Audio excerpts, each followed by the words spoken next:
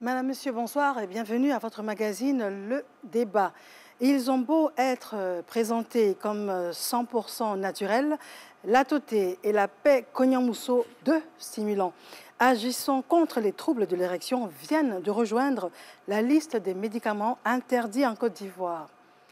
Ce ne sont pas les seuls médicaments controversés aujourd'hui, mais ces deux produits soulèvent incompréhension et colère, débat également. Depuis le 11 avril 2024, l'AIRP, l'autorité ivoirienne de régulation pharmaceutique, a annoncé la suspension de la fabrication et de la commercialisation de ces produits, et ce, après des tests révélant la présence d'importantes quantités de sildenafil. Sildenafil, c'est un produit chimique, un générique du Viagra. C'est également des doses maximales devaient être comprises entre 50 et 100 mg. Il se trouve que les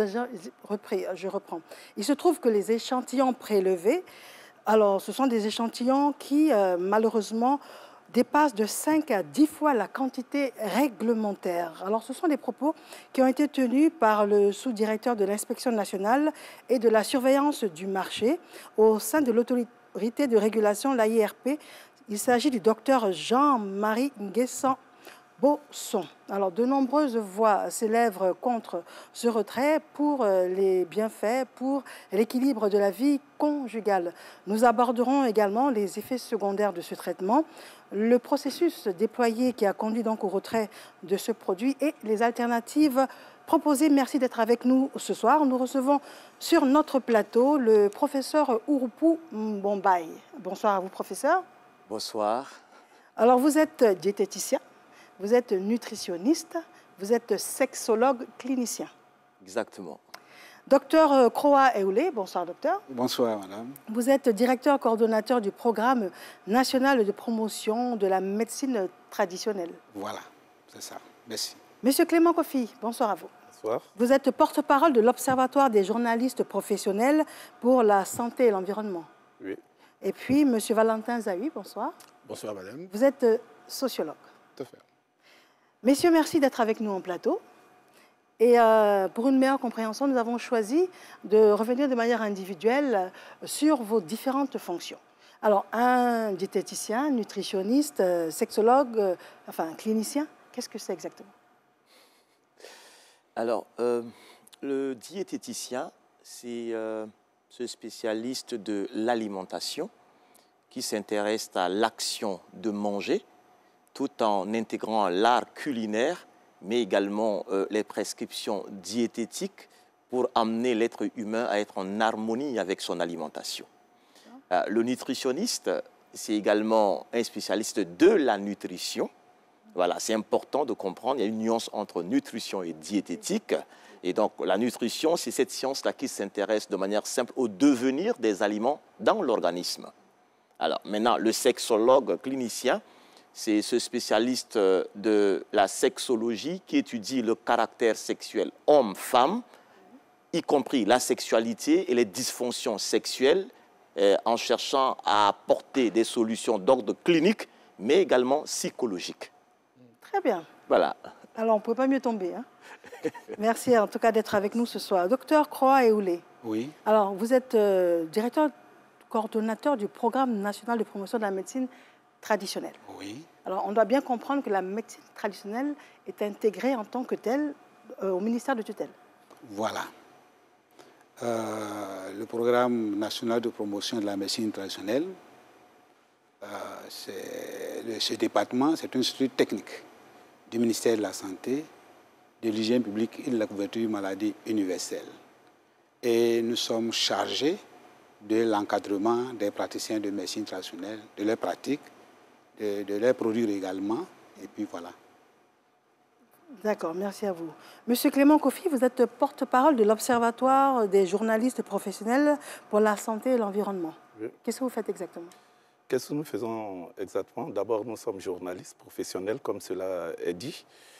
Nous nous sommes réquisitionnés pour pouvoir, ne serait-ce qu'étudier tout ce qui est atmosphère concernant la santé et l'environnement, faire des remarques, aller au contact des populations, recueillir leur avis et chercher aussi à améliorer le système de santé et le système environnemental à travers nos écrits, nos remarques, nos pertinences, nos analyses.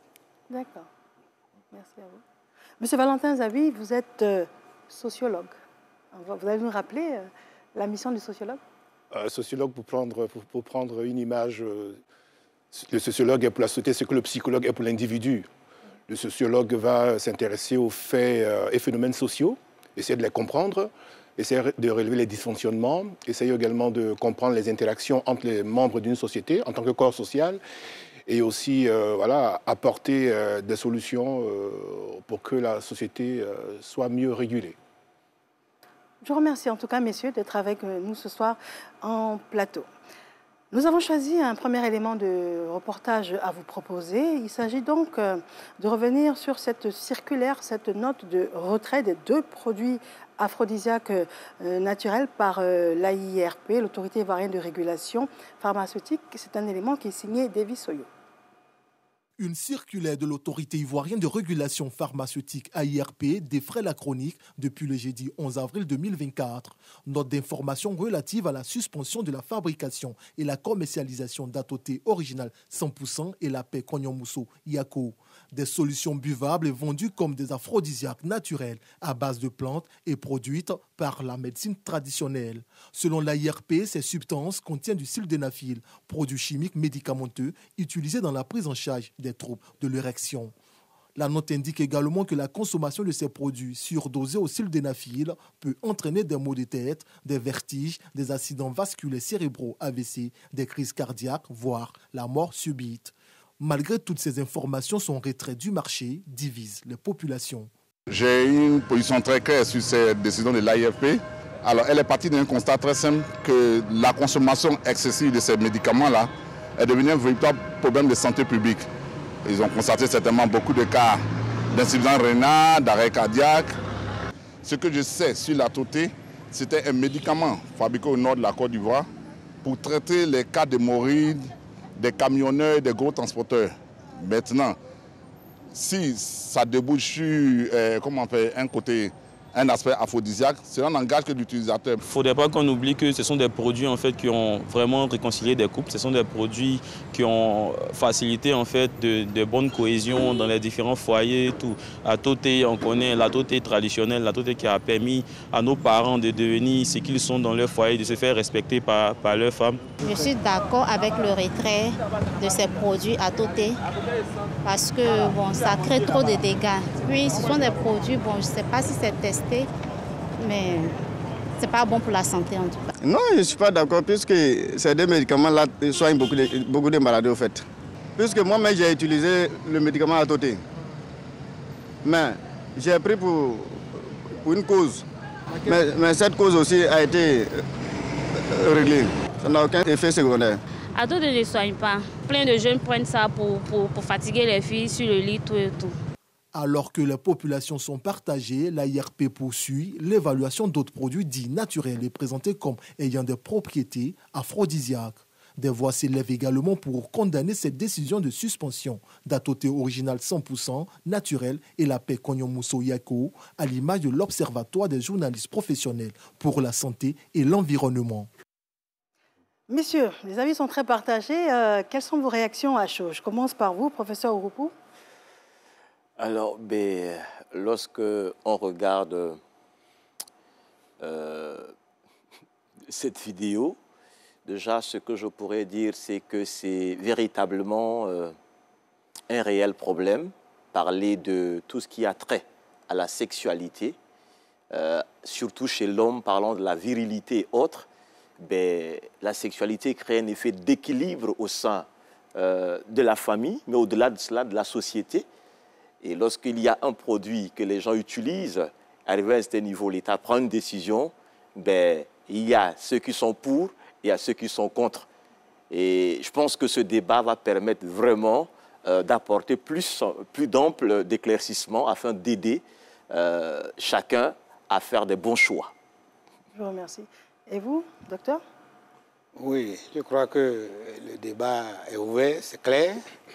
Il s'agit des questions de sexualité, de trouver un remède, pouvoir régler ces problèmes, constater qu'on en parle pendant l'émission et qu'on pourra discuter qu'est-ce qui a favorisé, qu'est-ce qui a poussé aux régulateurs de retirer cela.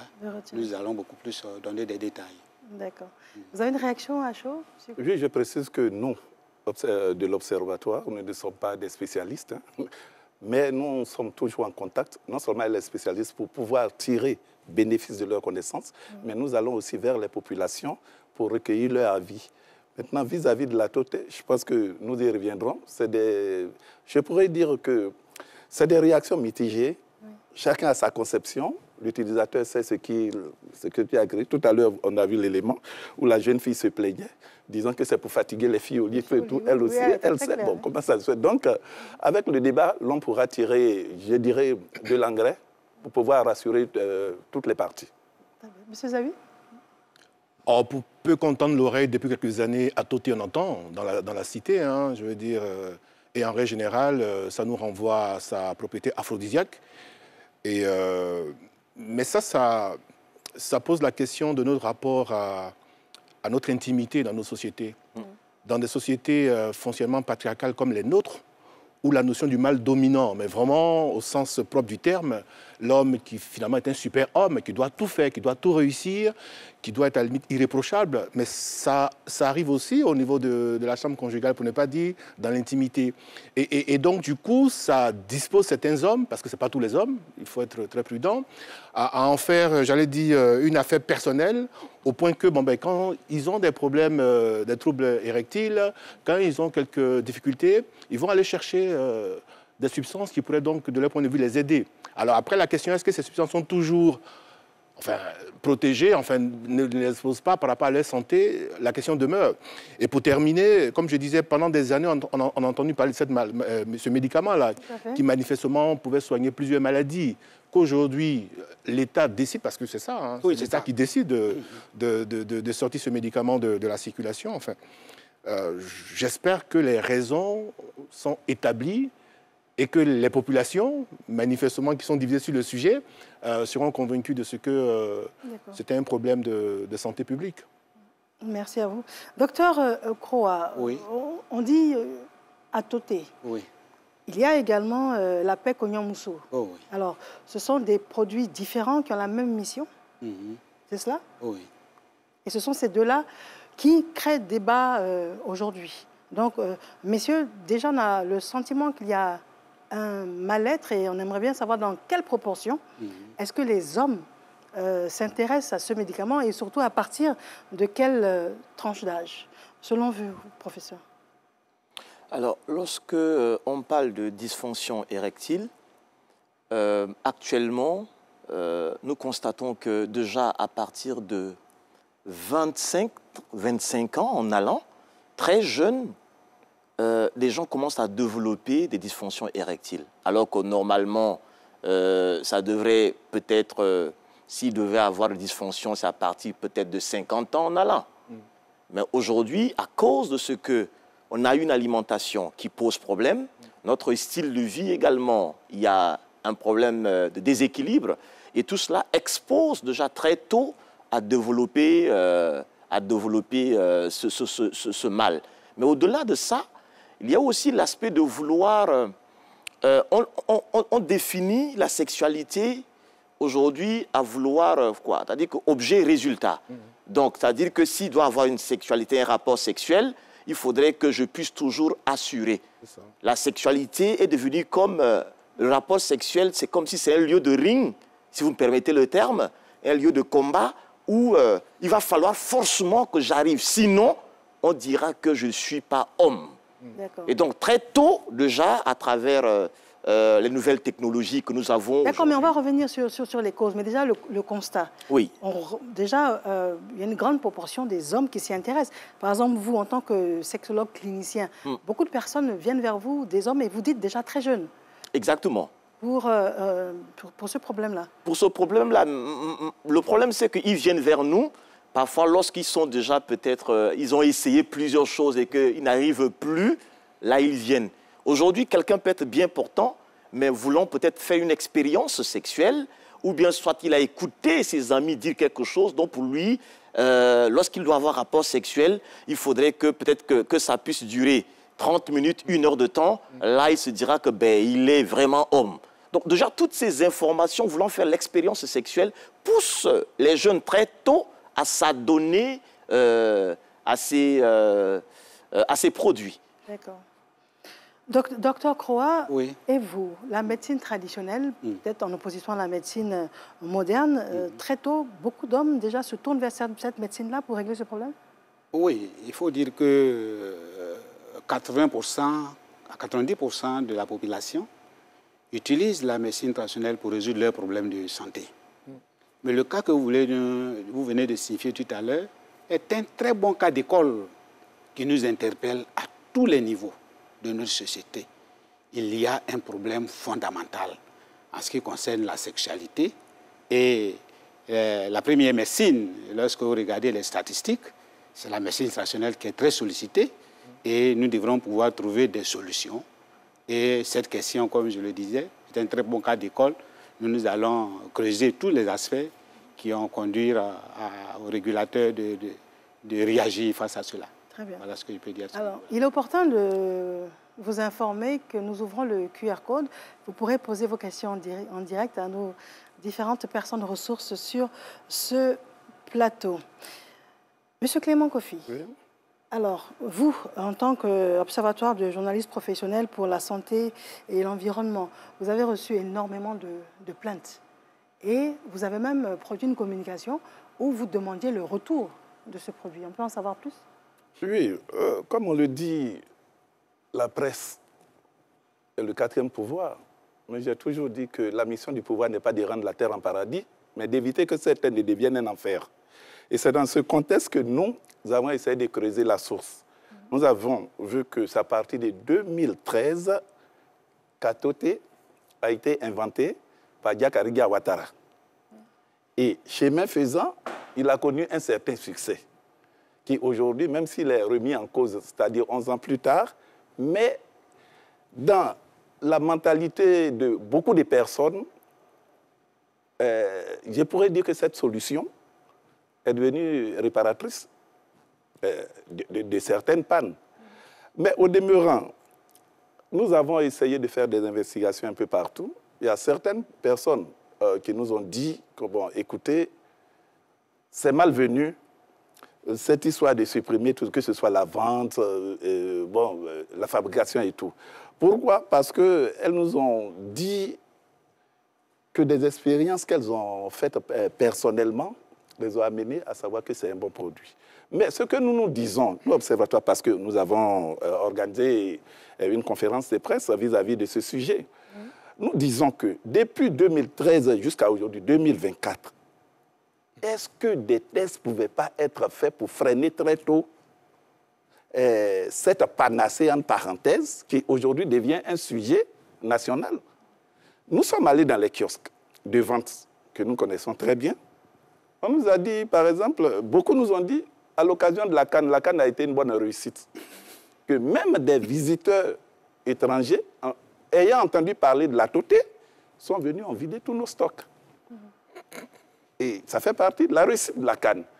Maintenant, vis-à-vis de foyers, aussi, l'Atoté, certains couples confessent que ça crée une union, ça a évité des divorces. Bon, nous n'allons pas nous prononcer à des marchands de glace au pôle Nord. Nous ne faisons que suivre ce qui a été dit. Comme je l'ai dit en amont, nous essayons de faire améliorer les problèmes que nous recueillons. Donc si aujourd'hui, on dit qu'il y a un véritable problème, toutes les parties sont concernées. Pourquoi, depuis 11 ans, on n'a pas essayé de faire les réels textes? D'accord, on va essayer d'avoir les réponses ce soir à toutes ces différentes préoccupations. Alors, M. Zaouil, la société est malade, il y a un mal-être? Oui, dans une certaine mesure, parce que, comme je l'ai dit quelques minutes plus tôt, quelle est la place, j'allais dire, du sexe dans nos sociétés, sans choquer. Nous sommes dans des sociétés où, comme je l'ai dit, on part du principe que, et vous verrez, hein, même quand vous allez sur les réseaux sociaux, la plupart de nos débats tournent autour de ça, du sexe. Alors qu'ailleurs, on cherche à peut-être aller sur la Lune, à améliorer les conditions de vie. On observe que nos débats publics, généralement, ça tourne autour des sujets au bas de la ceinture. Oui, donc, ça en dit long sur notre rapport à ce sujet-là et comment est-ce que nous disposons, n'est-ce pas, à adresser ce problème et quelles solutions on peut apporter. Ça fait aussi appel à nos croyances. Dr Croix l'a dit, près de 90% de nos populations vont vers la médecine traditionnelle. Et là, il faut qu'on dise les choses clairement. Je veux dire, c'est connu, un pays ne se développe pas avec les valeurs des autres. Un pays se développe avec ses propres valeurs. Nos parents, nos grands-parents se sont soignés avec ces plantes-là, parce que la nature est une pharmacie à ciel ouvert. Mais quand on a fini de dire ça, il faut aussi faire observer qu'un médicament, qu'il soit traditionnel ou moderne, c'est un poison. Je dis par principe, tout est une question de comment est-ce qu'on l'utilise et dans la posologie. Voilà, le dosage. Donc, et M. Kofi fait bien de faire observer que depuis quand même plusieurs années, ce médicament, c'est vrai qu'il est même connu à l'international, hein, pour ce que j'ai compris, hein, et il fait bien de faire observer que pendant la CAN, bon, il y a eu un grand succès. Après, je n'ai pas toutes les données, mais bon, que l'État de Côte d'Ivoire, via nos pharmaciens, décide de retirer cela, est-ce que ça ne pose pas le problème d'intérêt, comme on le voit sous d'autres cieux, hein? Donc je pense qu'il faut quand même... Et si effectivement il est établi que ce médicament est dangereux, je pense que c'est un médicament, il aurait peut-être pu avoir le processus de l'améliorer. D'accord. Mais comme ça, du coup, le supprimer, bon, ça pose quand même question. C'est un peu brutal. Mais quelles sont à la base les motivations profondes pour que les hommes se tournent vers ce médicament? Et puis, est-ce que les femmes également sont concernées? Parce qu'on parle beaucoup des hommes. Mais est-ce que la femme également est concernée par des faiblesses sexuelles? Et comment ça se présente, professeur? Alors, une très belle question. Je pense qu'il serait intéressant que nous comprenions le processus même lorsqu'on parle de l'érection. Voilà, parce que lorsqu'on parle d'érection, il y a d'abord des stimuli. Et lorsque quelqu'un est excité, il y a au niveau du cerveau, il envoie une information et le cerveau, à travers l'influx nerveux, donc le système neurologique est interpellé et lui, il envoie l'information maintenant au niveau du pénis. Et à ce niveau, maintenant, il va avoir le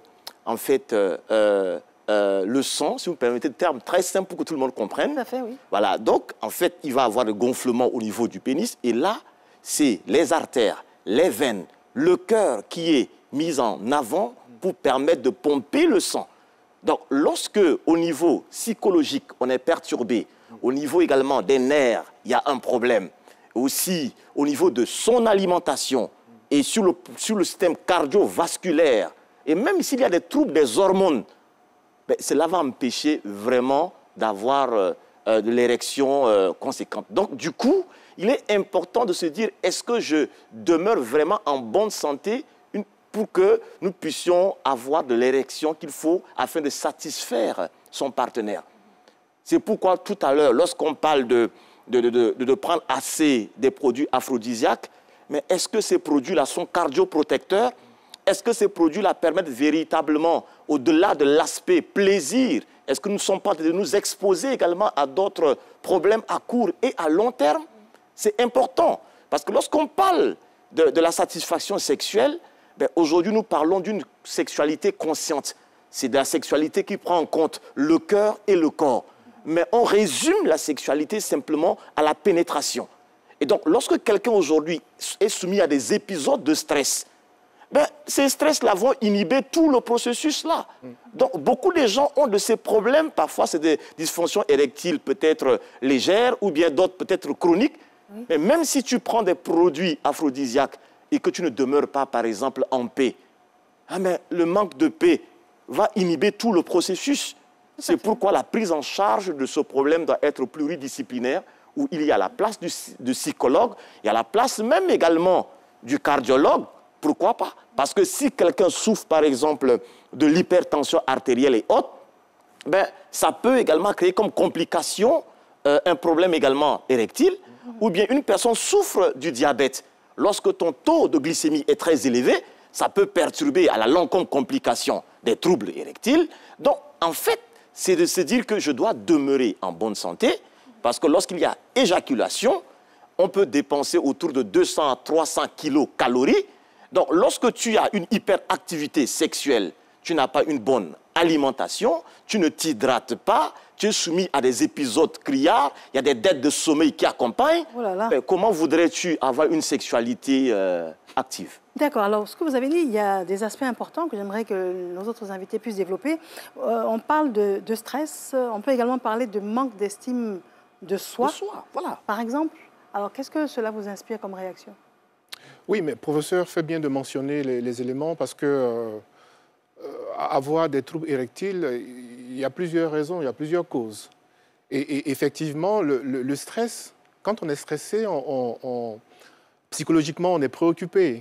Yep. Donc, ça a un effet sur l'organisme, en fait. On n'est pas des robots. Hein. L'être humain est fait de sorte que tout est lié. Voilà, il a bien expliqué le mécanisme, il a très bien fait. Oui, donc, une personne stressée, effectivement, n'est pas dans les bonnes dispositions, n'est-ce pas, dans son intimité. Et c'est pourquoi je pense que c'est important que... c'est des choses qui arrivent, hein. Personne n'est à l'abri. Mais quand ça arrive, il ne faut pas que le réflexe soit tout de suite de dire il faut que j'aille chercher une substance... parce que il faut aller consulter, en fait. Exactement. Il faut aller consulter. Après, ça revient à la notion de croyance. Si effectivement, je pense que c'est mon guérisseur, c'est en lui que j'ai confiance, je vais aller vers lui. Bon, chacun a liberté, mais s'il doit aller voir le médecin, il faut que j'aille consulter pour savoir exactement pourquoi j'en suis là et comment est-ce qu'on fait pour m'aider. Donc, je pense que c'est ça qui est important. Parce que c'est des choses qui peuvent arriver. Hein. Personne n'est à l'abri de troubles érectiles. Hein. Docteur Croa? Oui. Les personnes qui vous interpellent, qui interpellent la pharmacopée, oui. Alors, qu'est-ce qu'elles vous disent? Oui, au-delà même de stress et tout ça, il y a face au développement, la pression d'aujourd'hui. Vous comprenez qu'à l'époque, avant d'arriver aux médicaments, on a parlé de l'alimentation, de la diététique et tout ça. Avant, on avait le temps de venir au bureau à 6h, 7h du matin, aller au bureau. Si vous prenez une journée de travail. Vous quittez la maison à 4h du matin. Vous connaissez les embouteillages. Vous ratez vos rations de 4h du matin. On est tous ici, on est conscients de cela. Ensuite, vous restez toute la journée. À l'époque, on descendait à midi pour aller se reposer et puis reprendre le service. Vous imaginez, lorsqu'on a été interpellé par les populations, qui nous menacent même, et qu'on arrive le soir à 21h à la maison, il faut accumuler, pour bien compter, les 4h du matin à midi, et à 22h, il faut reprendre. On est épuisé et il faut chercher des solutions. Malheureusement, la solution, c'est les substances. Alors que tout à l'heure, on peut revoir son alimentation, il faut voir un certain nombre de choses. Donc, il est clair qu'ils vont venir vers la médecine traditionnelle pour avoir des solutions. Les plantes sont bien connues, et dans nos communautés, par le passé, tout est bien connu. On pourrait citer à la fin quelques plantes qui ont été utilisées pour cela. Mais face à cela, qu'est-ce qu'il faut faire? Et comme on l'a dit, le régulateur a été très clair, c'est une question de santé publique. Des risques sanitaires avérés, comme on a dit tout à l'heure. Et nous avons participé à cela. Nous remercions, je vous l'ai dit que tantôt, c'est un cas d'école qui nous permet de dresser certaines questions. Et cette question n'est pas seulement pour le ministère de la Santé. On pourrait citer d'autres ministères qui devraient être impliqués. Il n'y a plus de... Tout à l'heure, le débat est ouvert par rapport à ce que vous avez dit. Il n'y a plus de forêt. Que fait le ministère chargé de ce domaine-là, de ce secteur-là? Les lotissements à outrance, les plantes ont disparu. Vous comprenez que le comportement des populations, ils vont vouloir s'orienter et ce n'est pas seulement que la santé qui est indexée, les médicaments à base de plantes qui sont indexés. Il faut également aussi les aliments, les plantes alimentaires, les poudres de piment qui sont produits falsifiés. Cela, c'est connu. Il faut adresser cette question-là de façon par exemple, générale. une poudre falsifiée, qu'est-ce que ça donne? Un piment falsifié. Oui, les effets attendus ne sont pas obtenus, tels que c'est. Qu'est-ce que les gens peuvent mettre dedans pour falsifier?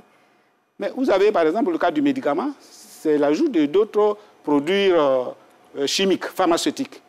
Dans notre code de déontologie, le décret, la loi, c'est interdit à l'article 45 que les praticiens puissent ajouter d'autres produits pharmaceutiques. Ça, c'est interdit.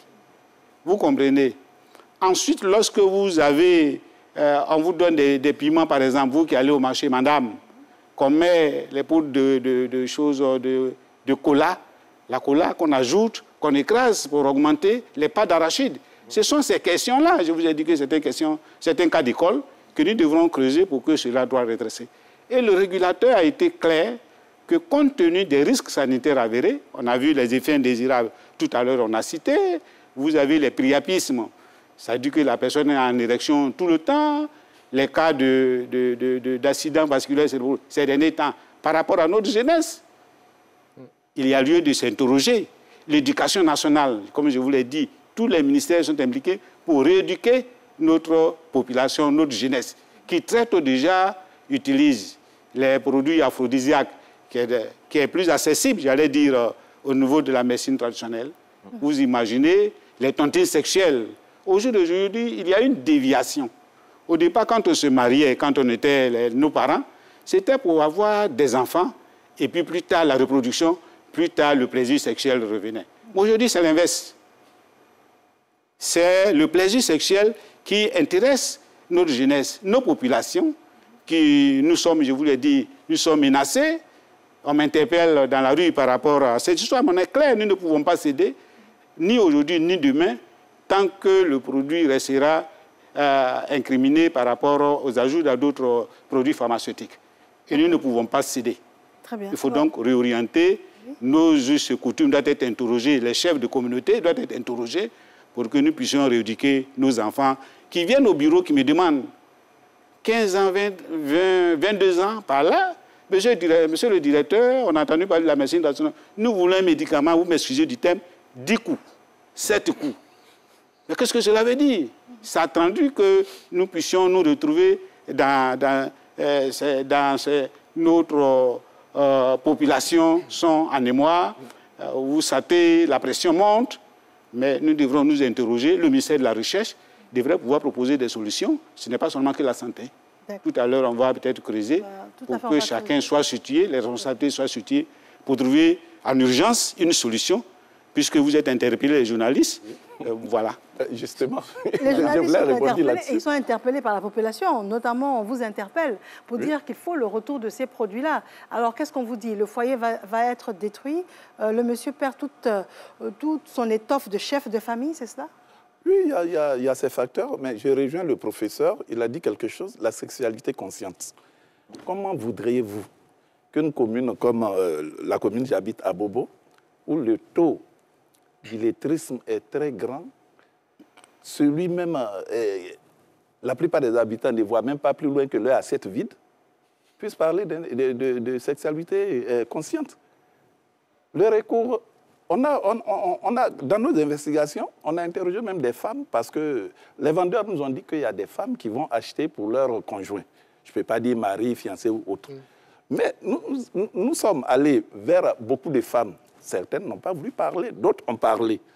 On dit que monsieur, avec tous les travaux qu'il fait, d'autres disent, ouais, mais il soulève briques, tout et tout. Quand il arrive à la maison, il est fatigué. Parce que l'argent des briques là même, là, c'est pas beaucoup. Quand il va jusqu'à Angers, il marche, il vient, tout et tout. Il n'a plus la force. Oui. Moi aussi, je ne peux pas rester comme ça. Il faudra qu'il se retape pour me retaper. Donc, il y a tellement de facteurs. Et si on doit aujourd'hui supprimer le produit, il faut passer à une sensibilisation à longue échelle, surtout dans nos milieux pauvres. Comment faire pour ramener ceux-là à la raison? Parce que le professeur l'a dit, la tête là, c'est moins cher. Au lieu d'aller voir, par exemple, des nutritionnistes, de temps en temps, les spécialistes du sexe, tout et tout, et donner des ordonnances, je pourrais dire à Larigot, avec beaucoup d'écriture et puis beaucoup d'argent qui sort. Vous avez donné un exemple en ce qui concerne les personnes défavorisées, mais oui, oui. Les grands intellectuels qui, nonobstant les problèmes, les conséquences, sont absolument arc-boutés sur le fait qu'il leur faut attôter. Oui, mais ça a été dit. Vous savez, le développement, comme ça a été dit, d'un pays, ça part de la base. Au tout départ, comment on se soignait? Ça, je pourrais dire, c'est une rampe de lancement à partir de laquelle il faut partir. Comment on se soignait? Quelle habitude encore avons-nous contractées? Comment nous nous nourrissons, comme le professeur l'a dit, pour en arriver à ces cas d'école? Parce que beaucoup a été expliqué, et puis tout ce qui a été dit, c'est vrai. Mais chaque catégorie de personnes vivant en Côte d'Ivoire a ses préoccupations. Certaines personnes aujourd'hui, pourquoi cette histoire de Garba a été même internationalisée? Il est moins cher, accessible à tout le monde. On le trouve un peu partout. Je ne peux pas aller manger, par exemple, je ne peux pas citer des plats très chauds qui vont non seulement m'apporter beaucoup de complications chimiques et vont aussi me créer des choses. Je pourrais dire une pauvreté extrême après. Parce que je ne pourrais pas acheter 2 000, 3 000 francs un plat. À 130, à 300 francs, je peux me nourrir. Donc, il y a tous ces facteurs. C'est ce qui fait qu'aujourd'hui, Atoté a vraiment une grande force. Et le retirer, vraiment, il y aura des désunions, des divorces, jusqu'à ce que chaque membre du couple comprenne qu'il y a une nécessité de vouloir établir sa santé. Ah oui, ce serait bien de rester en vie pour continuer la vie conjugale. Ça aussi, ce serait la moindre des choses. Oui, oui. Professeur, excusez-moi, professeur, oui. Vous voulez intervenir juste avant, on va changer de question, allez-y. Oui, ce que je voulais dire, cela nous interpelle. En Côte d'Ivoire, nous avons combien de médicaments mis sur le marché? Des médicaments ayant des autorisations de commercialisation. Ce sont ces questions-là qui nous interpellent au jour d'aujourd'hui. Je vous ai dit que c'est un très bon cas d'école, que nous devrons tous nous impliquer. Pendant que certains pays qui sont autour de nous ont près de plusieurs médicaments, pas seulement des compléments alimentaires, des phytomédicaments qui peuvent rivaliser avec d'autres des médicaments chimiques. Ici, nous n'avons pas ça. Nous interpellons, tant que le ministère de la Recherche, je vous ai dit tantôt, nos CSE, les partenaires financiers qui financent la recherche, il faut changer de paradigme.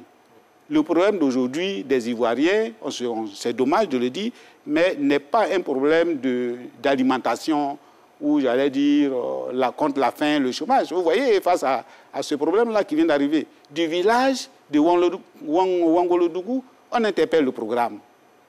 Mais nous ne sommes pas une structure de recherche, nous sommes une direction de coordination. Il y a lieu de mettre en place un institut véritable de recherche. On va revenir sur les solutions, les pistes de solutions proposées pour justement trouver une fin heureuse à tout cela. Professeur Oupo, ce qu'on voulait vous demander, la femme. Parlez-nous de la femme, parce qu'on a beaucoup parlé de la sexualité des hommes. La femme, est-ce que la femme a une baisse de libido? À quel âge et pourquoi? Alors, une très belle question. Lorsqu'on parle de la sexualité et surtout des troubles érectiles, on regarde plus l'homme. Mais aujourd'hui, nous constatons que beaucoup de femmes ont des baisses de libido. Le désir sexuel diminue drastiquement. Pourquoi? Parce que la sexualité, comme je le disais tantôt, tout commence d'abord dans l'esprit. Lorsqu'il y a un problème de communication, cette femme ne se sent pas, par exemple, désirée, aimée. Peut-être l'autre partenaire ne connaît même pas le langage d'amour de son partenaire. Du coup, déjà, beaucoup de femmes se sentent délaissées et parfois se sentent même violées par leur partenaire pendant l'acte sexuel. Donc, elle accepte d'aller avec son partenaire, mais malgré elle. Donc, peu de femmes arrivent peut-être à atteindre même l'orgasme ou bien n'ont jamais même expérimenté ce temps de volupté-là. Pourquoi? Parce qu'elles sont perturbées. Elles ne sont pas aimées à un certain niveau. Et donc, du coup, elles n'en parlent pratiquement pas. Et elles vont développer les dyspareunies, difficultés. Lorsqu'il y a une pénétration, c'est difficile. Et dès qu'elle atteint déjà l'âge de la ménopause, elle se dit, ben, bon débarras, je ne veux plus qu'on m'embête avec ce problème de rapport sexuel. Alors que la ménopause, c'est une période normale et que cela ne devrait pas empêcher le temps de rapport sexuel. C'est pendant même la ménopause qu'on devrait avoir une sexualité active et puis, en fait, être épanoui sexuellement. Mais psychologiquement, déjà, elle se dit, ben, c'est un bon débarras pour moi. Et l'autre partenaire, peut-être l'homme, serait en train de souffrir, il va peut-être plutôt aller se retourner peut-être ailleurs. Donc, c'est un réel problème. Et chez la femme, si on doit résoudre le problème de baisse de libido, ce n'est pas forcément parler des aphrodisiaques, mais il y a d'abord pratiquement, vous savez, c'est dit que 60% de la population mondiale est malheureuse. Les gens sont stressés fortement. Les gens ne sont pas en paix. Nous vivons dans un monde anxiogène. Donc cela fait à ce qu'on essaie simplement de faire semblant d'être heureux. Et donc quand c'est comme ça, la sexualité ne serait pas vraiment une sexualité consciente. Et puis voilà le problème. Sinon beaucoup de femmes en souffrent malheureusement. Très bien, alors à ce stade de nos propos, nous avons un deuxième élément à vous proposer. Nous avons pris l'avis des utilisateurs et puis du grand public sur justement la consommation de ces stimulants aphrodisiaques. C'est un élément signé Konesiaka. Si j'ai utilisé ce médicament, à tout j'ai utilisé ce médicament, il est viril. Il donne la virilité, mais ce que je constate un peu, dans le fond, après, il y a une petite migraine. Une petite migraine, mais qui ne dure pas. Donc je me dis si ça durait jusqu'à aujourd'hui, ce n'est pas forcément pour cette migraine-là. Parce qu'aujourd'hui, ça fait 7 ans, 8 ans, 10 ans qu'on n'entend pas dire de ce produit-là.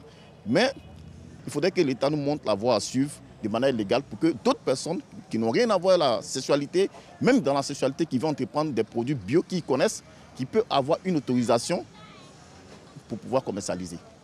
Plusieurs fois, j'ai utilisé à Toté. Oui. En tout cas, c'est très bon. Oui, c'est très bon. Qu'est-ce que ça fait? Non, en tout cas, ça rend l'homme fort, en fait. Voilà, ça rend l'homme fort et puis bon, ça enlève certaines maladies en toi. Il y avait l'hémorroïde. Voilà, avant, quand il va à la serre, c'est du sang qui sortait. Mais quand il prend ça aussi, ça s'arrête. Puis il va à la serre, normalement, moi, je n'ai pas eu effet secondaire. À vrai dire, lorsque je l'ai utilisé, ça a augmenté la virilité, mais ça m'a fatigué sur une période d'au moins 5 à 6 jours.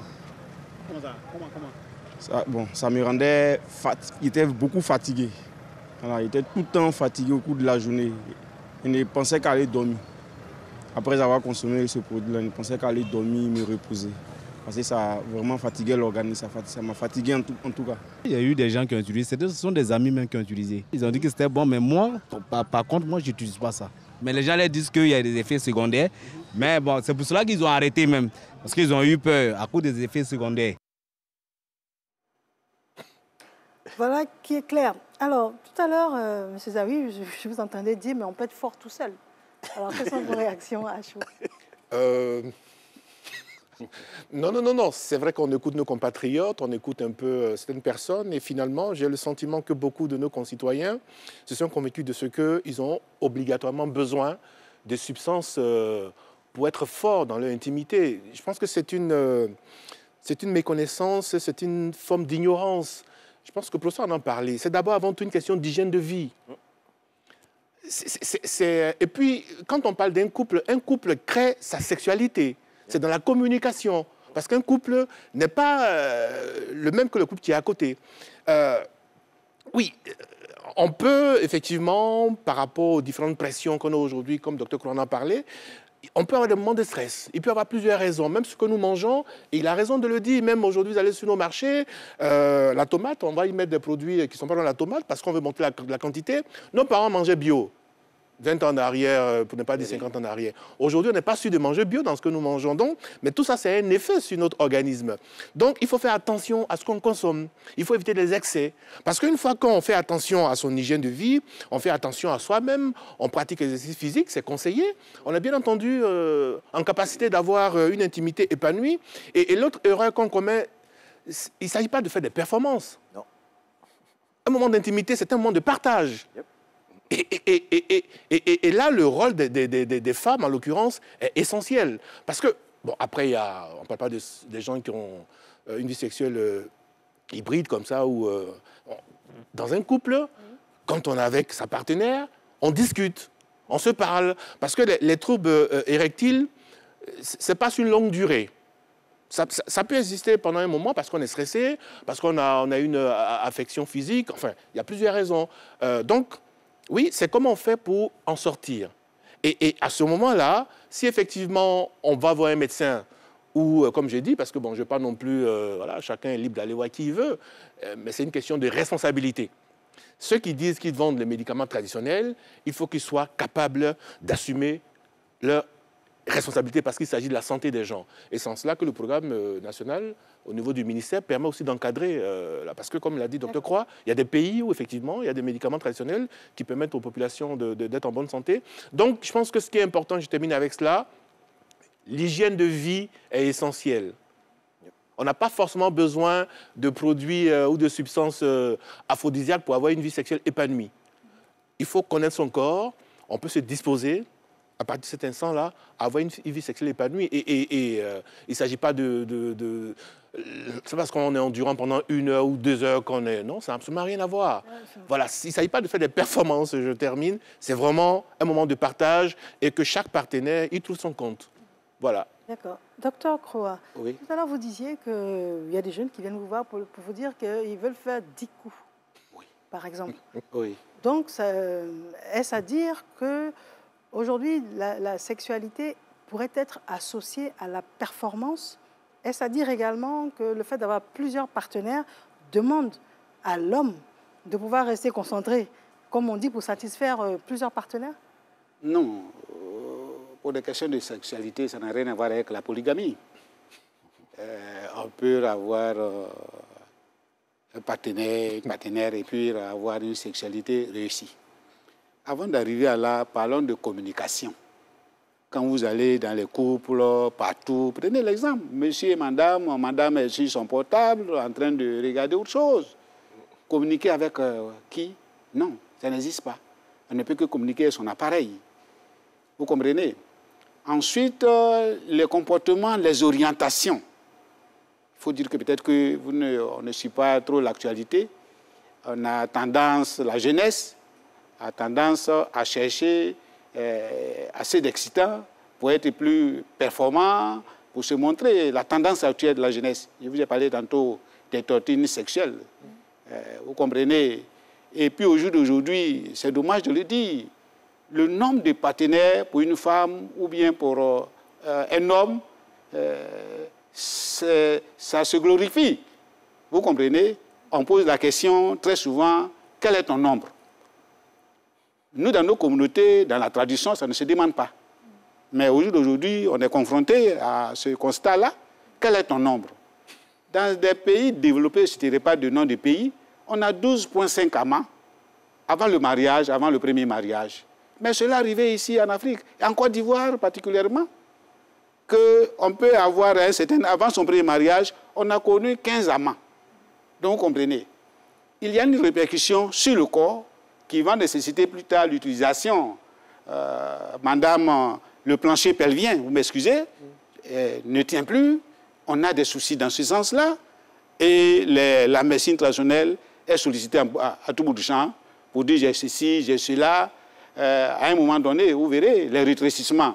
Vous avez vu ces images-là sur le net pour faciliter. Puisque lorsque vous avez une jeunesse avec assez de rapports sexuels, vers la fin, vous voyez que le muscle ne marche plus, le plancher pelvien souffre. Dans ce cas-là, il faut trouver des solutions et la communauté va t'aider ou les praticiens vont vous aider dans ce sens.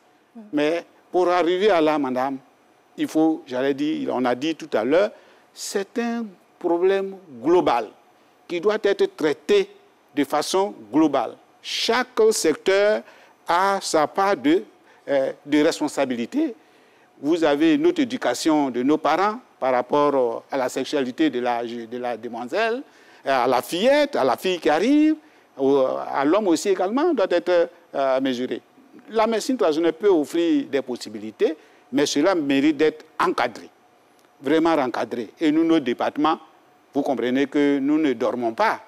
Nous avons une base de données qui fait pratiquement 9000 praticiens de médecine traditionnelle, plus que ça, sur l'ensemble du territoire, qui sont localisés, répertoriés à des cabinets avec des rapports d'activité qui nous mentionnent également des orientations. Lorsque vous interrogez, on fait les enquêtes ethnobotaniques, ce qui nous intéresse, c'est la sexualité. À 95% des recettes fournies, ça a trait à la sexualité. Pour dire que c'est important. Et nos communautés disposent des moyens pour répondre.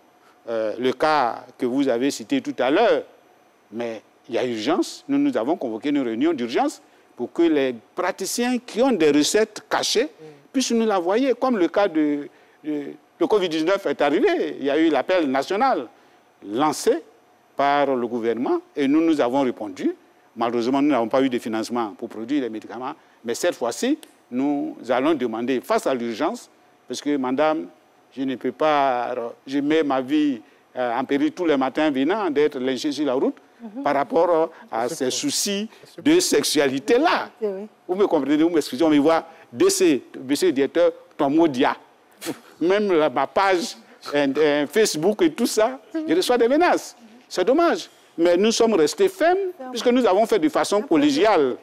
Ce n'est pas seulement une décision de l'AIRP seule, mais nous sommes tous associés pour que nous puissions encadrer, pour offrir à la population des médicaments efficaces de qualité et qui sont non toxiques. Et lorsque c'est pour des questions de sécurité sanitaire, nous avons réagi ensemble avec l'AIRP.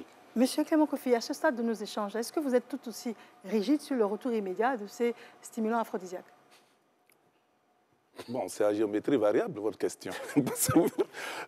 Parce que j'aimerais dire d'abord, ayant écouté les autres, ayant échangé, il y a une hygiène mentale qu'il faut développer en Côte d'Ivoire pour pouvoir assainir la sexualité.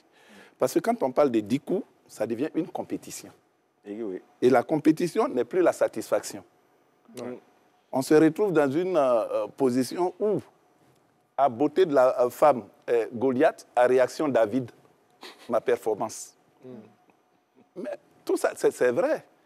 Mais comme ça a été dit, dans pas longtemps, tu perds tout. Ton physique diminue. À tout et voici, on dit qu'on est en train de supprimer. Bon, tu auras recours à quoi? Non, il faudrait que vraiment une sensibilisation, que ce soit dans les langues maternelle, pour les autres personnes aussi qui sont bien ancrées dans la langue officielle, tout et tout, on essaie de faire cela. Et puis d'ailleurs, la télévision aussi, je ne parle pas de notre télévision, mais il y a des télévisions qui sont pourvoyeuses aussi de ça, de ces cas. Bon, on montre on embrasse tel, mais de notre temps, je me rappelle, on était à Daoukro, mon père était un postier. Mais quand à la télévision, pendant ce temps, il y avait une seule chaîne, on montre même un couteau ou un revolver, une machette. Les enfants, à la rentrée. À plus forte raison, même quand une fille porte les clips américains, il dit, mais l'Afrique a perdu ses valeurs, vous rentrez. Déjà, il y avait une colonisation mentale parentale qui nous mettait déjà loin de certaines choses. Mais parlant des 10 coups, si aujourd'hui tout est permis, je pense qu'on va à volo. Hein? On va à volo. Mais on va à volo. Il faudrait un rattrapage et, comme l'a dit le professeur, tout le monde est dans le même moule. Comment maintenant faire? Je pense que c'est le politique qui doit essayer de régler ce problème. Pourquoi? Parce que, regardez, prenez le budget de la Côte d'Ivoire. Combien de pourcents sont utilisés dans la recherche? Or, on pouvait faire un amalgame de la médecine traditionnelle et de la médecine dite naturelle et la médecine moderne associée. Alors là, vous anticipez juste un peu parce qu'au moment des solutions, s'il vous plaît, donnez-nous ce genre de solutions. Donc, on va y arriver. D'accord. À ce stade de nos échanges, donc, professeur, vous avez déjà souligné les conséquences graves, justement, de la consommation de ce genre de substances qui sont censées être naturelles et puis on y retrouve des produits chimiques. Alors, vous avez parlé, par exemple, d'érection continue. Oui. Tout à l'heure, vous en avez parlé. Alors, ça a une incidence grave. Mais bien sûr, ah oui. bien sûr, bien sûr, le priapisme. Vous savez, avant de rebondir dessus, tout à l'heure, est-ce que vous savez que lorsqu'on a 1 heure de dette de sommeil, ça augmente pratiquement de 40% le risque de développer l'hypertension artérielle, selon le comité français de lutte contre l'hypertension artérielle. Oui. Imaginez le nombre de dettes de sommeil qu'aujourd'hui les gens ont. On ne dort pas assez. Cela veut dire que sur le plan même cardiovasculaire, beaucoup de gens sont sujets à développer l'hypertension artérielle. On a pratiquement 1,28 milliard de la population mondiale qui souffre de l'hypertension artérielle. Donc déjà, il y a des gens qui souffrent, qui sont pré-hypertendus, mais qui ne savent même pas leur état. Oui. Lorsque nous prenons par exemple le diabète, nous sommes autour de 500 millions de personnes qui sont hypertendues, selon la Fédération internationale du diabète. Et les prédiabétiques, il y a 1 milliard de la population mondiale. Mais il y a des personnes aujourd'hui, nous mangeons excessivement sucré, il ne connaît même pas son état, et au-delà de ça, il va prendre ces produits-là avec peut-être des dosages qui ne sont pas bien encadrés, parfois. Et donc tout cela déjà nous expose très tôt à développer tous ces problèmes-là. Imaginez le nombre des diabétiques. Beaucoup de gens, lorsqu'il y a un diabète avec complications médicales, le plus souvent, ils ont des pannes érectiles. Pourquoi? Parce qu'au fait, lorsqu'ils puissent avoir érection, il faudrait véritablement que le sang puisse également envoyer une bonne quantité, un bon débit. Et lorsque ton taux de sucre est très élevé, ben, ça empêche à ce que le monoxyde d'azote puisse faire son travail, les citrulline puissent faire son travail. À la longue, ben, tu es exposé à développer pendant longtemps ce problème de panne érectile. Donc, si on veut amener les gens à véritablement être épanouis sexuellement, je vous en prie, il va falloir commencer très tôt à réapprendre à manger et à ce que nous puissions nous-mêmes être acteurs et artisans de notre santé. D'accord. Alors, à ce stade-là, vous êtes d'accord avec nous quand on parle d'érection continue, on parle de céphalée, on parle de AVC également comme mais bien sûr, vous savez, lorsqu'il y a érection, c'est-à-dire qu'il y a une bonne mobilisation du sang qui vient, donc le sang vient gonfler le pénis. Et donc, à ce niveau, mais lorsque déjà le produit que tu as pris, les dosages sont très élevés, il va avoir quoi? De l'arythmie cardiaque. Tu as commencé déjà, tu es essoufflé, d'abord tu manges parfois très mal, tu t'as dit que déjà ton alimentation, tu as des carences en certains micronutriments tels qu'en calcium, en potassium, en magnésium et autres. Donc du coup, tu peux faire même un arrêt. Comme je le disais tantôt, il y a des gens qui ne connaissent même pas leur état de santé. Et ils se mettent encore à prendre ces produits-là et ils le prennent exagérément et de manière continue. Et l'insuffisance rénale? C'est également une conséquence? Oui, mais ça peut être des conséquences. Parce que le problème se pose, c'est que lorsque tu prends ces produits et que ces produits-là, les dosages, déjà, le problème c'est quoi? La plupart, qu'est-ce qu'ils font, la plupart des jeunes? Ils prennent cela, ils prennent des boissons énergisantes en des quantités exagérées. Ils vont prendre parfois d'autres éléments. Donc, il faut un cocktail parfois chimique très compliqué. Pourquoi? Parce que je voudrais épater mon partenaire que je suis quelqu'un de performant. Ils ne boivent même pas assez d'eau. Parce que lorsqu'il y a une déshydratation encore sévère, ça va encore augmenter le problème cardiovasculaire. Donc, en fait, moi, je me dis que c'est simplement, on doit amener chacun à se dire que, bon, je dois être épanoui sexuellement, mais pas augmenter ma mort précoce. Tout à fait, entièrement d'accord. À ce stade de nos échanges, nous allons aborder la troisième partie qui, bien évidemment, c'est comment réguler. On est tous d'accord sur la dangerosité de la prise. Maintenant, comment réguler? Nous avons un reportage signé Kone Siaka, c'était un micro-trottoir, et puis l'avis des populations sur donc, ce retrait. C'est une bonne décision parce que c'est des médicaments qui ne sont pas contrôlés. C'est-à-dire chacun se lève, il peut fabriquer ce produit-là et puis mettre sur le marché. Ce qui peut courir un danger pour la population. Chacun de nous se lève aujourd'hui, on dit c'est comme Viagra. Et comme les femmes, l'amour ne leur suffit pas, les garçons se servent de ça. Bon, attends, moi je peux prendre un truc tout à l'heure, je fabrique, j'écris ici à Toté. Et puis j'ai un ami qui a pris ça par là en Europe, il est revenu à diabète. Voilà, à force de prendre ça suffisamment, juste pour faire l'amour, là-bas c'est les blancs. Mais il a eu diabète, il est venu, il souffre de ça actuellement. Donc moi je suis très content si le gouvernement peut, à part la Toté, à part ces médicaments-là, vraiment, il faut un agrément, il faut beaucoup de suivi. Je pense que c'est une bonne chose parce que ce sont des produits qui, à long terme, sont nocifs pour la santé. Donc, moi, comme je l'ai dit, je suppose que l'État a fait beaucoup d'études et c'est à travers ces études-là qu'ils ont eu à retirer ça sur le marché. Certains ont dit que ça soigne des maux d'yeux, ils prennent pour soigner les maux d'yeux et ça s'améliore. Mais moi, particulièrement, je n'ai jamais utilisé. Mais d'autres nous ont, par exemple, j'ai une fois mon mari qui partait à Korogo, il y a un de ses amis qui lui a dit envoie-moi parce que ce produit, on m'a dit quand ça vient de Korogo, c'est bon. Donc il a payé, le gars lui a dit que ça traite ses yeux. Donc lui, il utilise ça depuis des années. Moi, je pense plutôt qu'il faut revoir la formulation peut-être, ou bien peut-être redoser d'une autre manière pour ne pas que peut-être ça fasse des dégâts. Sinon, moi, je ne vois pas pourquoi on retire le produit du marché. Sauf si le consommateur se plaint, là, c'est autre chose. Mais s'il n'y a pas de plainte, je crois qu'on ne doit pas retirer le produit. Peut-être aider le producteur à refaire correctement la production. Je ne connais pratiquement pas ce médicament, donc bon, si ça a été retiré, donc ça veut dire que c'est pas propre pour la population. Vraiment, c'est mitigé, quoi. Est-ce que la population, c'est sur quelle base on dit que c'est interdit? Est-ce qu'ils ont fait des analyses biochimiques pour montrer que c'est pas bon? Bon, dans le cas contraire, si c'est conforme, donc je pense que l'interdiction est bonne, mais si ça arrive à satisfaire la population, je ne vois pas pourquoi on va l'interdire, quoi. Parce que je connais le produit depuis plus de 10 ans que le produit est sur le marché. Pourquoi c'est maintenant qu'on prend la décision de l'interdire? Si est-ce que réellement là, si depuis plus de 10 ans là, ça avait des effets néfastes là, la population serait déjà décimée. Voilà, messieurs, on va vous demander de réagir à cet élément de reportage. Je commence par le docteur Croa. Oui. Et puis également nous dire les produits dont on parle ce soir, qui ne sont pas les seuls d'ailleurs à avoir été retirés du marché.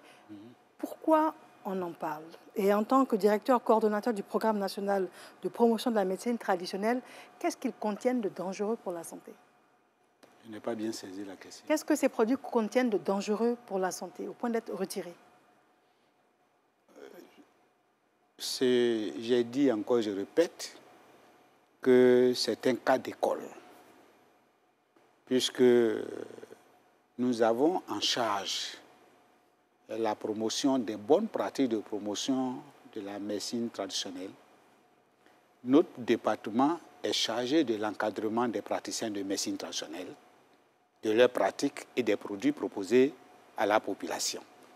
Ce que les gens doivent savoir, au jour d'aujourd'hui, quand vous prenez votre voiture, que vous sortez de la maison jusqu'au plateau, en allant jusqu'à Wangolodougou, vous êtes suivi, il y a des caméras sur la route pour vous interpeller, pour dire que vous n'avez pas mis de ceinture ou pas.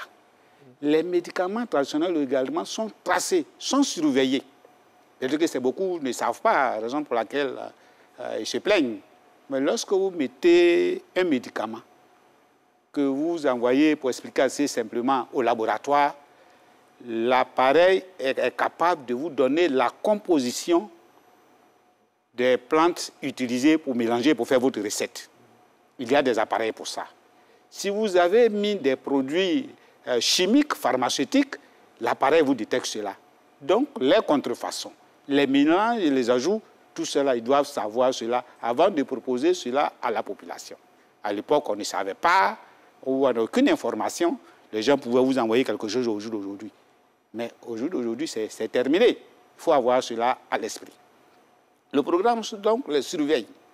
D'abord, le praticien lui-même, jusqu'à ce qu'il commence à produire des médicaments, il est encadré, il est formé. Il est également, on lui remet des outils pour pouvoir mieux produire ces médicaments. Ensuite, pour produire un médicament traditionnel amélioré, l'État donne un agrément. Et l'agrément est donné par l'autorité de régulation, l'AIRP. Donc, vous comprenez ce que c'est. Ensuite, lorsque l'AIRP vous a donné une attestation, un agrément, vous allez devoir produire les médicaments. Et pour que le médicament soit autorisé, parce qu'il y a beaucoup de confusion, un médicament produit... Oui, mais c'est voilà. Bien qu'on vienne sur la méthodologie, mais oui. Ces produits incriminés, qu'est-ce qu'ils contiennent au point d'être retirés aujourd'hui? Oui, mais aujourd'hui, on s'est rendu compte que ces produits-là sont impropres à la consommation. Pourquoi? parce que ça contient des éléments autres que les plantes médicinales. Il y a des produits qui sont des ajouts, je vous ai dit tout à l'heure. Et c'est connu, les documents sont là, tout est officiel. Raison pour laquelle, en collaboration avec l'autorité de régulation, c'est-à-dire que l'AIRP ivoirienne, on a retiré. Vous comprenez? Et pour dire aux uns aux autres que, attention à ce que vous fabriquez. Tout à l'heure, j'ai pris l'exemple de certains gens qui n'ont pas l'habitude de contrôler la tomate vendue au marché, les pâtes, les piments et autres. Maintenant, les médicaments là sont analysés, passés au pays fin pour avoir un peu les contenus. Même les poudres, même la composition des médicaments, tout est connu. Si vous avez mélangé 4 plantes, on est à mesure de vous dire que vous avez mis 4 plantes dans votre préparation, dans votre poudre, ce que vous avez proposé. Voilà un peu ce que je peux dire à ce niveau, et tout est suivi. D'accord, donc ça veut dire que les médicaments qui ont été retirés de la commercialisation, ce sont des médicaments qui contiennent autre chose que des substances simplement traditionnelles. C'est ce que ça veut dire. Ce que vous avez vu tout à l'heure, la décision de l'IRP a été claire. Tout est dedans. Voilà. D'accord.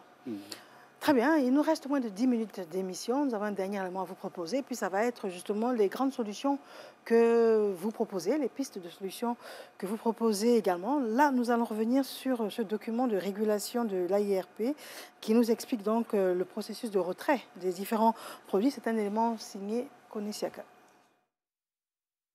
Régulation des produits pharmaceutiques et parapharmaceutiques frappés de suspension et de retrait sur le marché ivoirien. La dernière en date, celle du 11 avril 2024, réprimant la vente d'une série de produits aphrodisiaques, dont Atoté et ses dérivés. Décision diversement appréciée par les consommateurs de ce médicament dont la réputation a dépassé les frontières nationales. La mise sur le marché et le retrait de molécules à même de soulager les populations ivoiriennes répond à des exigences sur lesquelles l'autorité ivoirienne de régulation pharmaceutique, AIRP, ne saurait transiger. Les produits pharmaceutiques ont une vie, ils ont un cycle qui commence donc par la recherche et le développement, donc la phase de mise au point du produit. Ensuite, après la recherche et le développement qui aboutit à l'élaboration d'un dossier technique, il y a la demande d'autorisation de mise sur le marché. Pour ce qui est des médicaments, ou dans le cas des compléments alimentaires ou des phytomédicaments, des produits à base de plantes, c'est une procédure allégée qu'on appelle l'autorisation de commercialisation, qui est un peu moins contraignante qu'une autorisation de mise sur le marché. Et pendant la période de mise sur le marché, il y a tout un processus qu'on appelle la pharmacovigilance, qui est la surveillance post-commercialisation, phase pendant laquelle sont recueillies donc toutes les informations sur le produit et en cas de détection d'un effet secondaire, d'une manifestation indésirable liée au produit, il y a une évaluation qui est faite et immédiatement une décision est prise. D'autres produits sont dans le viseur de l'AIRP. Beaucoup de médicaments qui sont enregistrés, nous les surveillons, mais vous avez également un ensemble de produits présentés comme étant des produits naturels sur lesquels nous avons initié une batterie de tests conduits par le Laboratoire national de santé publique, le LNSP Côte d'Ivoire, LNSP-CI, et nous sommes dans l'expectative de voir ces résultats qui vont nous amener très certainement à prendre des décisions. L'AIRP est une autorité administrative indépendante en charge de la régulation du secteur pharmaceutique. Elle a été créée en août 2017 par la loi 541 relative à la régulation du secteur pharmaceutique.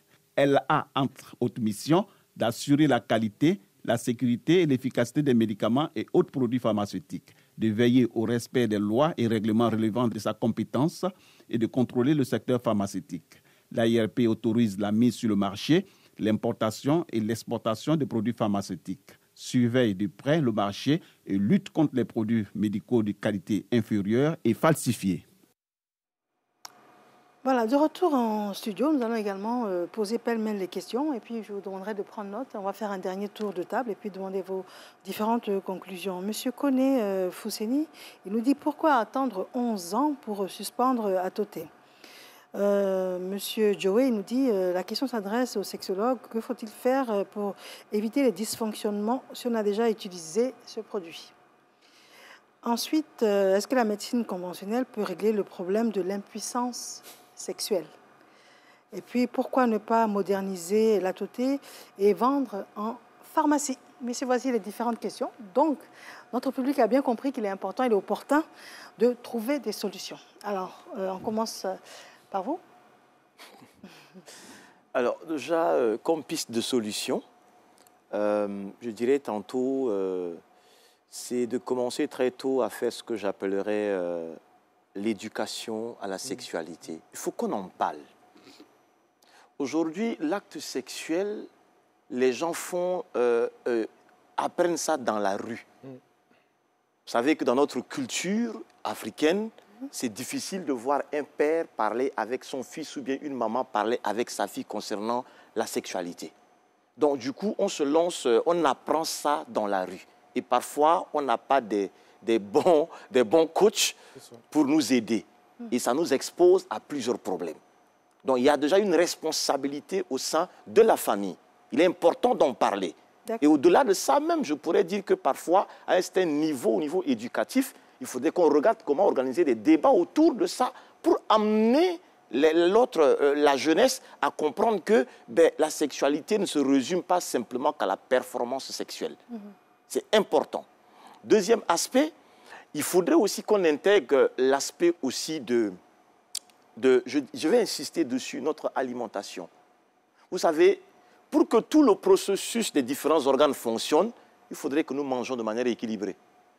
Et manger équilibré, ce n'est pas forcément manger du spaghetti avec du poulet. Souvent, en tant qu'Africains, nous avons honte de valoriser aussi nos repas africains. D'accord. Donc, lorsque je prends mon placali avec mon gombo et que je mange et que je peux me retrouver avec un peu de concombre à côté, mais je suis en train de manger équilibré.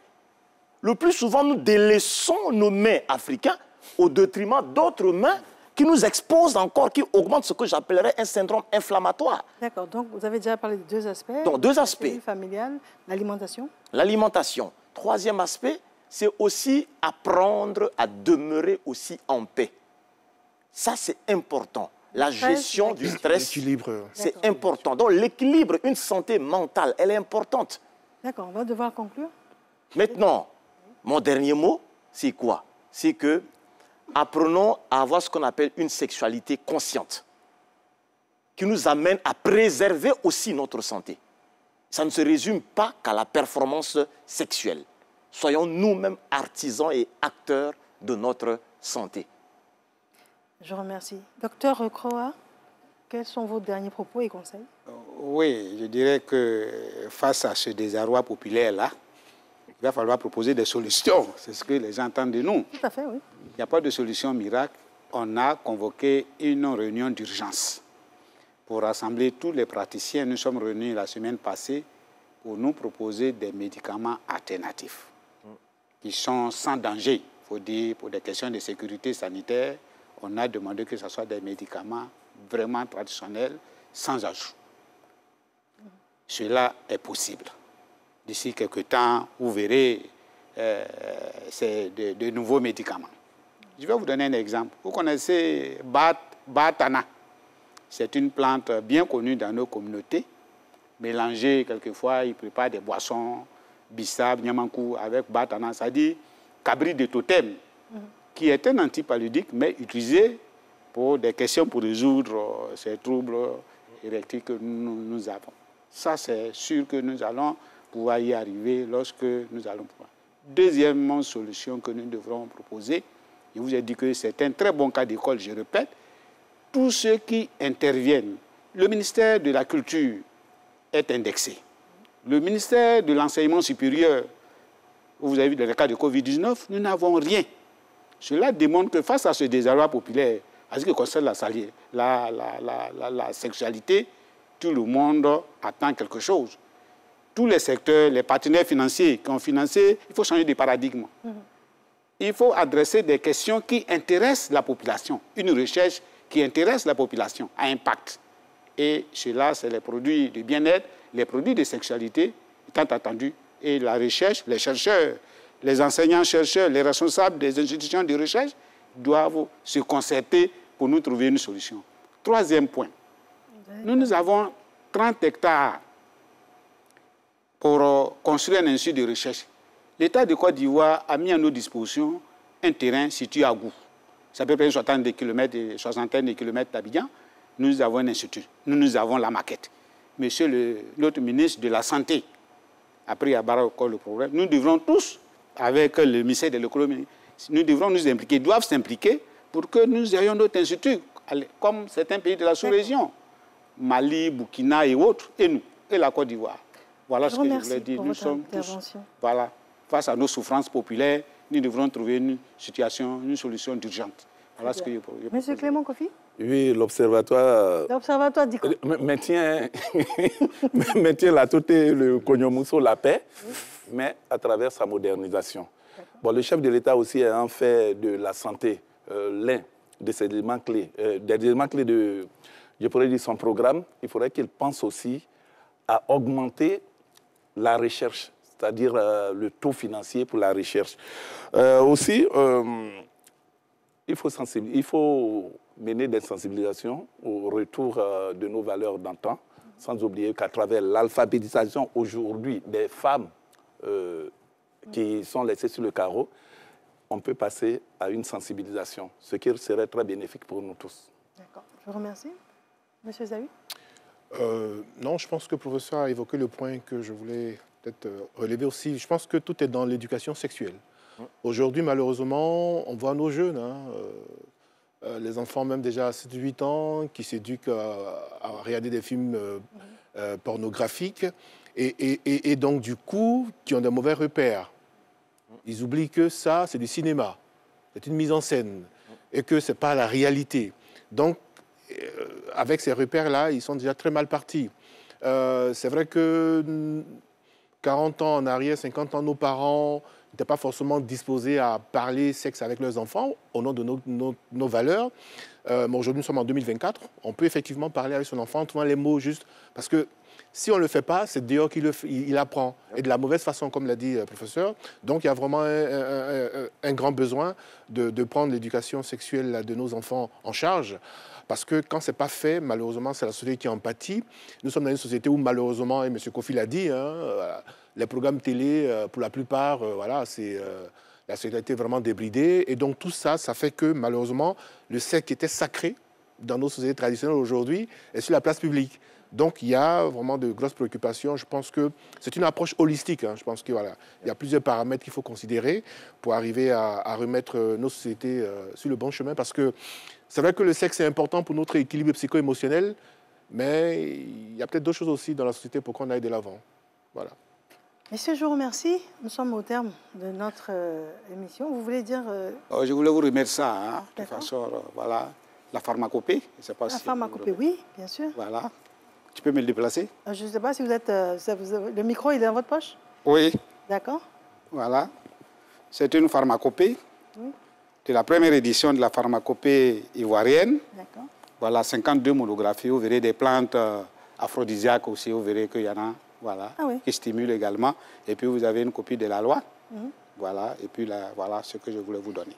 Je vous remercie infiniment, en tout cas, d'être venu jusqu'à moi pour me remettre cela. Très bonne lecture, ça veut dire qu'il y a des solutions, peut-être pas miracle du jour au lendemain. C'est un processus, c'est une rééducation également à avoir. Le plus important, c'est de rester en vie et en bonne santé et puis privilégier l'équilibre de vie. Madame, Monsieur, infiniment merci de nous avoir suivis. Prenez la bonne décision. Madame, Monsieur, bonsoir.